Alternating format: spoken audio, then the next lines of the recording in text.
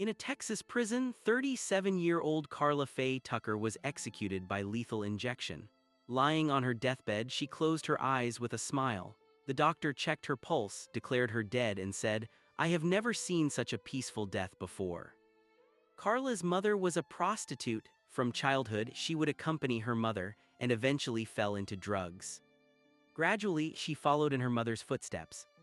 10 years later, she thought she should leave that life behind and do something different. So, with her boyfriend, she devised a plan to hijack a car. At the scene, resistance occurred, and in panic, Karla and her boyfriend killed an American couple. A few days later, both were arrested and the court sentenced them to death. Years passed in the cycles of appeals. During this time, prison staff noticed a transformation. Karla, once an alcoholic and foul-mouthed woman, suddenly abandoned everything and began studying the Bible. Her language became clean, her manners improved, and she often spent her time in her cell reading scripture.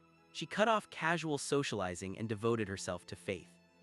Within a year, she became a preacher, and one whose words carried profound influence. She began preaching inside the prison, making worship and devotion her daily routine. Her transformation changed many lives around her. People who once called her a murderer and a hard-hearted woman began following her, and a spiritual revolution spread through the prison. When the media learned of this, they swarmed the prison. Soon, Karla became the headline of every newspaper. People carried her photos in demonstrations, demanding her forgiveness. Human rights organizations launched a campaign in America called Save Karla.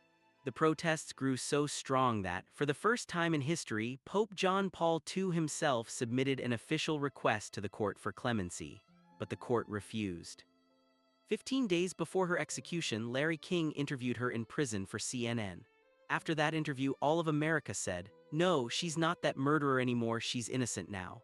Larry asked her, "Don't you feel fear of death?" Karla replied calmly, "No, in fact, I long to meet the Lord who completely transformed my life." American citizens submitted multiple mercy appeals to the Texas Board of Pardons and Paroles, but the board rejected them. After the decision, crowds protested outside the home of Texas Governor George W. Bush. Even America's most prominent pastor, Jesse Jackson, stood in Karla's support. Bush responded, "I have sympathy for Karla and Jesse Jackson, but I was made governor to uphold the law, not to pardon. Even if she were an angel, a murder sentence cannot be forgiven." 2 days before her death, Karla's final appeal for clemency reached the Supreme Court. The judge rejected it, saying, "Even if the whole world declares this woman to be a saint, American law cannot grant her relief. The woman who gave no mercy while killing 2 human beings cannot be granted mercy by any law. We are answerable before God for those 2 bodies Karla killed."